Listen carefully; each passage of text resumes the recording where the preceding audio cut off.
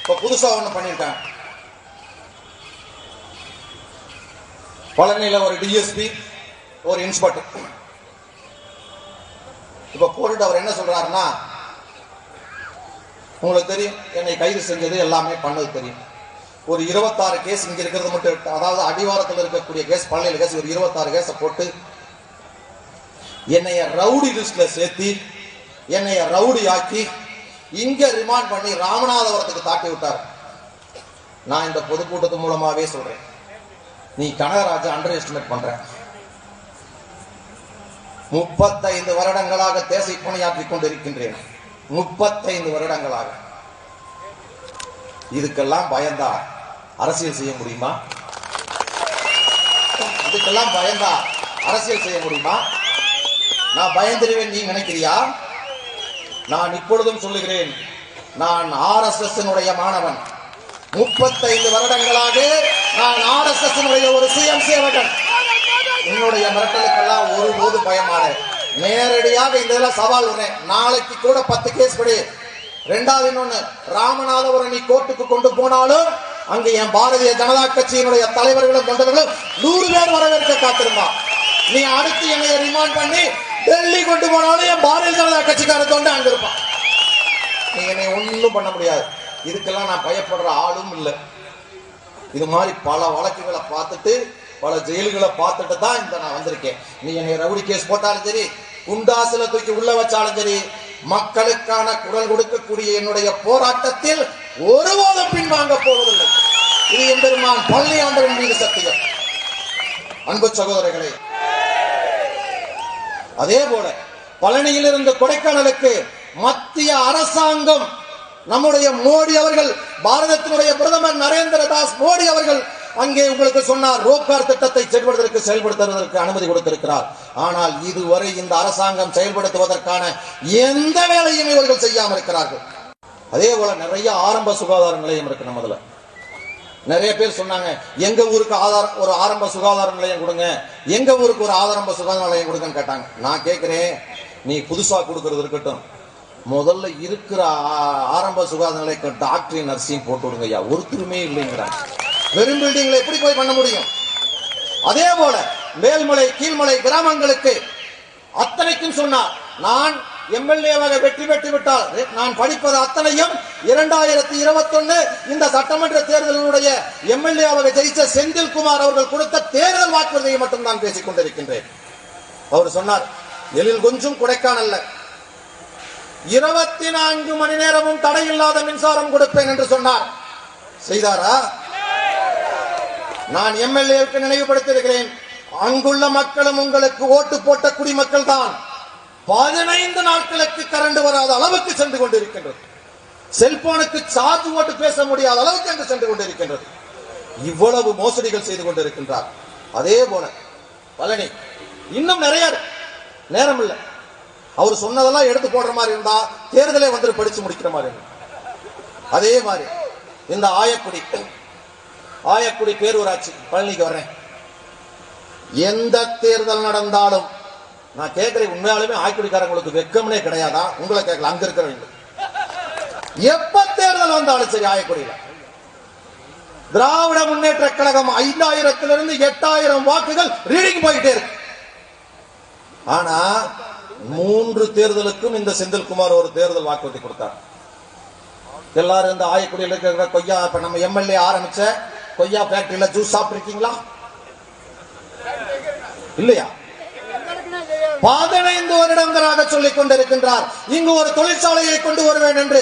கொய்யா ஃபேக்டரி, அதிகப்படியான கொய்யா விளையக்கூடிய நம்ம பகுதியில் நான் கொய்யா தொழிற்சாலை அமைப்பேன், அது இல்லாம இங்க ஒரு ஸ்டோரேஜ் குடோன் அமைப்பேன், நீங்க மாம்பழம் கொய்யா பழத்தை எல்லாம் ஸ்டாக் வச்சு விலை அதிகமா வர்றப்ப விற்கலாம். என்னாச்சு? இப்படி ஒவ்வொன்னா சொன்னார். அதே போல ஆயக்குடி பேரூராட்சியில குப்பை கொட்டுறதுக்கு முதல்ல ஒரு குப்பை கூட ஆரம்பிக்கிறது கூட வக்கு இல்லாத அளவுக்கு இருக்கு இந்த திராவிட முன்னேற்ற கழக அரசாங்கம். வீடுதோறும் குடிநீர் கொடுக்கிறேன்னு சொல்லி பணம் வாங்கினாங்க. எல்லாத்துக்கும் கனெக்ஷன் கொடுத்தாச்சா? இது ஆயக்குடியிலும் சரி, பாலசமுத்திரத்திலையும் குடிநீர் பிரச்சனை. அதே மாதிரி சொன்னார், பாலசமுத்திரம் பகுதிகளில் நெல் அதிகமாக விளைகிறது, நீங்கள் விவசாயிகள் அத்தனை பேரும் நெல்லை அங்க வைத்துக் கொள்ளலாம் என்று சொன்னார். நான் அங்க ஒரு நெல்லுக்கு குடோன் கட்டினார். கட்டியாச்சா? நெல் அங்க வச்சாச்சா? இதே பிரச்சனை. இது இல்லாம ரோடு எல்லாம் அதே மாதிரி சிவகரப்பட்டி ஊராட்சி உள்ளே போக முடியும். சிவகரப்பட்டி ஊராட்சிக்குள்ள போனா இது குப்பை கிடங்கா இல்ல இது ஊராட்சி ஆணை இருக்கிற அளவுக்கு ஊரே நாடி கிடக்கு. இதுவும் நம்ம எம்எல்ஏ சொன்னதுதான். அதே போல இன்னொன்னு சொன்னாங்க, நெய்க்காரப்பட்டியில் அதே மாதிரி குடிநீர் பிரச்சனை எங்கேயும் தீர்க்கறதுக்கு வழி இல்லை. ஆனா வாரத்துக்கு கொட்டையும் 15 நாளைக்கு கொட்டையும் இப்ப எம்எல்ஏ திறந்து வைக்க அங்கிட்டு தான் வர்றாரு. எதையாவது ரெண்டு திறந்து வைக்க வர்றாரு. இது முடிஞ்சது. அடுத்து பழனிக்கு வர்றேன். இதையெல்லாம் தாண்டி ஒரு அறிவிப்பு சொன்னாங்க பாத்துக்கணும். 2 தேர்தலாம் எங்க ஆட்சி வந்த உடனே பழனியை தனி மாவட்டமாக அறிவித்து வளர்ச்சிக்கு உதவுவோம்னு சொன்னாங்க. என்ன பிரச்சனையே தெரியல. அந்த ஊழல் அமைச்சர் சக்கரபாணிக்கும் நம்ம எம்எல்ஏவுக்கு நடக்கிற பிரச்சனையில பழனி மாவட்டம் என்ன ஆயிட்டு இருக்கு, போய்கிட்டே. இது எப்போ அறிவிக்க போறான்னு தெரியல. பழனி நகராட்சியை தேவஸ்தானத்துடன் இணைத்து திருப்பதி போல மாற்றுவேன், மாற்றி வரக்கூடிய அத்தனை பக்தர்களுக்கும் நான் வசதியை செய்து தருவேன் சொன்னார். மாத்திட்டாரா? ஏமாத்திட்டார். கரெக்ட். அந்த அக்கா சொல்ல கரெக்டா ஏமாத்திட்டாரா? அதே போல பழனியில் இருக்கக்கூடிய கல்லூரிகள் அத்தனையும் இணைத்து பழனி ஆண்டவர் பல்கலைக்கழகம் அமைப்பேன் என்று சொன்னார். எங்கே பல்கலைக்கழகம்? அதே போல சித்த மருத்துவ கல்லூரி பழனியிலே சொன்னார். 22 கோடி மத்திய அரசாங்கத்தினுடைய பாரத பிரதமர் நரேந்திர மோடி ஒதுக்கியிருக்கார். இப்பதான் பூமி பூஜை போட்டா 4 வருஷம் முடிஞ்சு காம்பவுண்ட் சுவர் கட்டுறது 2 கோடி. இன்னும் அது எதுவுமே நடக்கல, அப்படியே கிடந்துச்சு. இது எப்படி? அதே போல பழனியில முருகனை பார்க்கறதுக்கு கீவல் நின்று கேள்விப்பட்டிருப்பீங்க.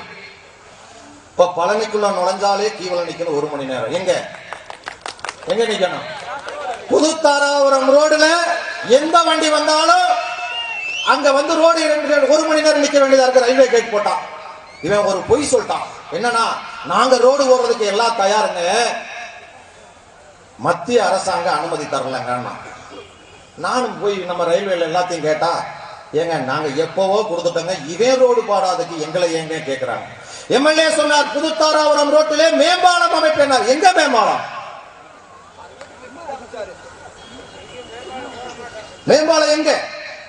இப்படி ஒவ்வொரு பிரச்சனையாக மக்கள் எந்த பிரச்சனையும் இவர்கள் தீர்க்கவில்லை. இப்ப இதையெல்லாம் முடிச்சுட்டு புதுசா வந்திருக்காங்க. 4.5 வருஷம் கழிச்சு உங்களுடன் ஸ்டாலின் அப்படி. இனி அடுத்த தேர்தல் வர்றப்ப வருவார், உங்களுடன் பழனி எம்எல்ஏ அப்படின்னு வருவார். நமக்கு வேண்டாம். இந்த பழனி தொகுதியிலே திராவிட முன்னேற்ற கழகத்தினுடைய ஆட்சி இனி வேண்டாம். ஒவ்வொரு பாரதிய ஜனதா கட்சியினுடைய தொண்டனும் உறுதி எடுக்க வேண்டும்.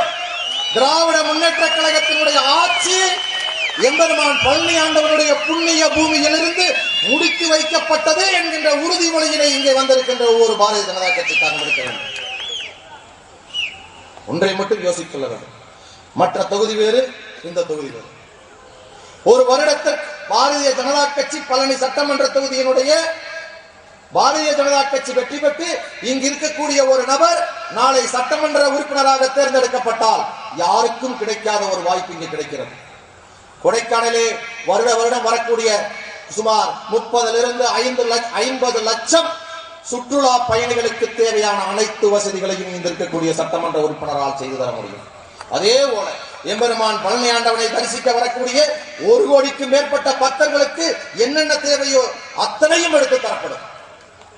அத்தனை வசதிகளை ஏற்படுத்தி தரலாம். இந்த ஒரு தொகுதியில் ஜெயித்தால், மற்ற தொகுதிகளில் ஜெயித்தால் 2 லட்சம் பேர் வேண்டுமானால் பலனடையலாம்.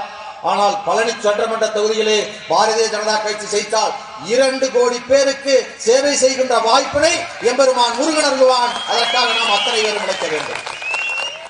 நிறைவாக ஒன்றை சொல்லி மட்டும் விடைபெறுகிறேன். நாம் அரசியல் செய்ய வந்திருக்கின்றோம். மக்களுக்கான சேவைகளை செய்வதற்காகத்தான் இங்கே வருகை தந்திருக்கின்றோம்.